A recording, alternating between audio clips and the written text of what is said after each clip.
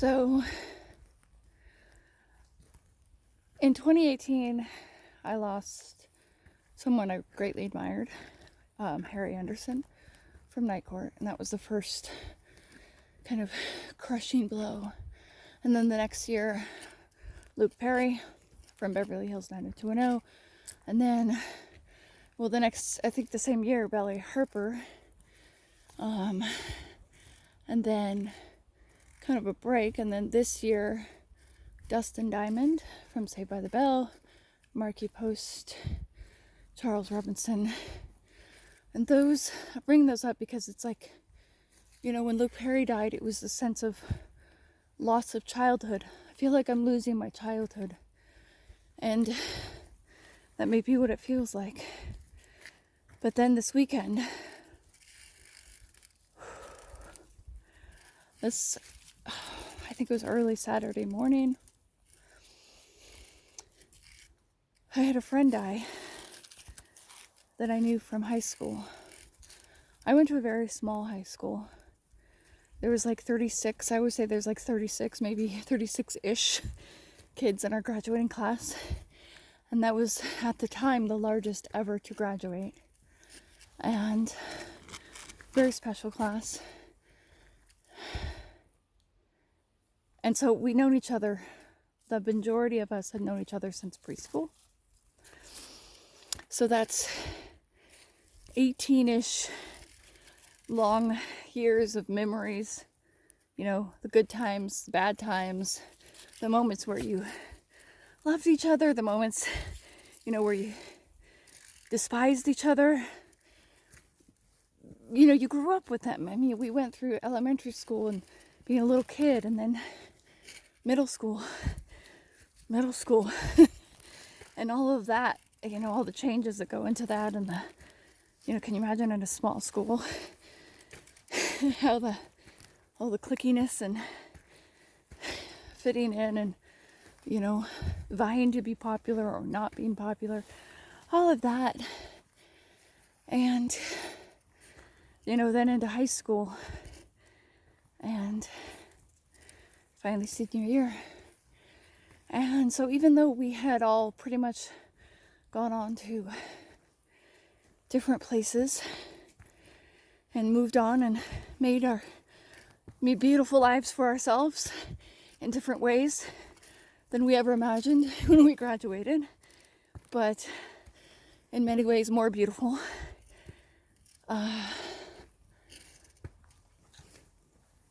I feel like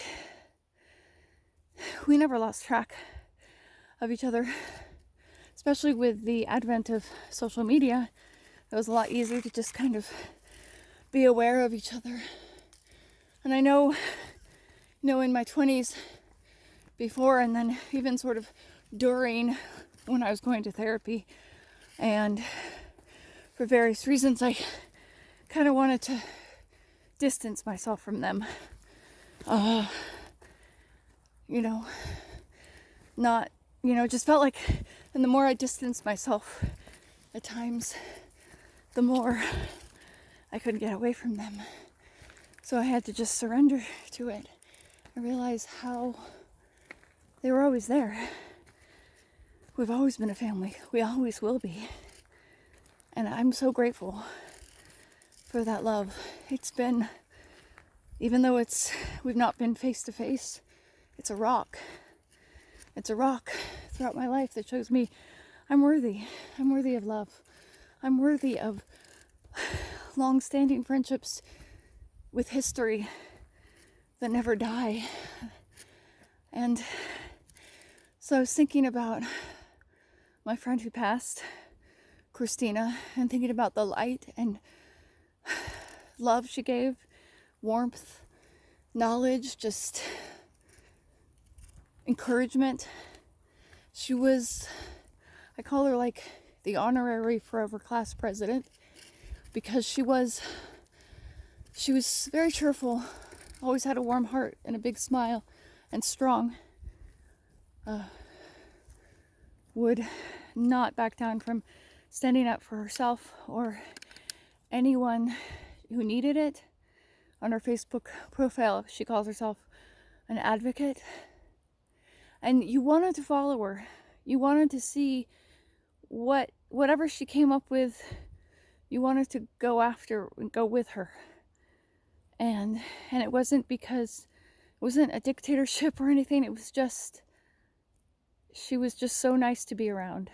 And, of course, in middle school and high school, there was a little bit of a division there, but I always felt it. And so it happened Saturday, and Saturday I just kind of was a little stymied. I've never used that word before, really, in a sentence or to describe myself. But when I discovered this, that's the first word that came to my head. I am stymied. I feel as if a piece of my heart or a piece of my body, a limb of my body has been just taken away from me. And just a sense of incompletion. And then the next day, things were a little bit easier. I was able to start focusing and cleaning the house, and I was still feeling that. I'm still feeling today, this heaviness of my heart, this loss, and processing it. And I went out in the garden and I was clearing things out, because it's that time of year when you clear things out. And her family had been posting about how they've sensed her with them, and she's been sending them little, messages and insights in various ways. And all of a sudden, the sun broke forth and shined down on me, and I felt this warmth, this inner warmth go over me. And a feeling that I always called senior year, that feeling you have when you're seniors in high school, mixed with like hope and excitement and youthful dreams of what is going to come, and yet you're almost out of there. And then I realized that was her. She was there. That was how she was expressing herself. And then I realized it wasn't senior year. It was the feeling I get whenever I think about my class and I think about my high school years. I sense that warmth. I mean, when I saw them in our 10-year reunion, even though I was I was very depressed and going through a lot of hard things, I could still feel it, even if it was hard to reach me. And so I just suddenly felt that warmth, that non-judgment, that love forever. And I realized that was the feeling. And I felt as if she just held me and just said, it's going to be okay.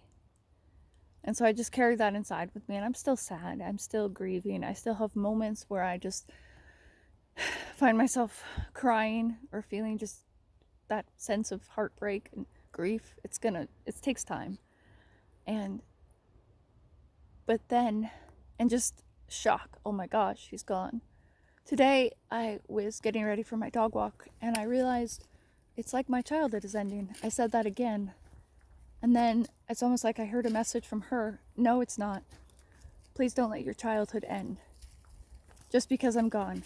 Never grow up, I mean, yes, we have to grow up and take care of so many things. And we're constantly evolving and growing. And I think that I've thought that for a long time, that we're constantly growing and evolving. But as we grow up and get older, we become more childlike in our approach to the adult things we have to do. And the message from her is, just because I've left this plane, I'm not gone, and don't give up. Don't grow up. Don't lose your childlike sense. Your childhood hasn't ended. Your childlike self has not gone away. And there's a poem I like to listen to called Death is Nothing at All. And it basically says that there has been no change. There's another quote that I heard from a podcaster. Death is not the ending. It's a shift in the relationship. And that's basically what the poem says, that there is no change. It's just a momentary pause. And, yeah.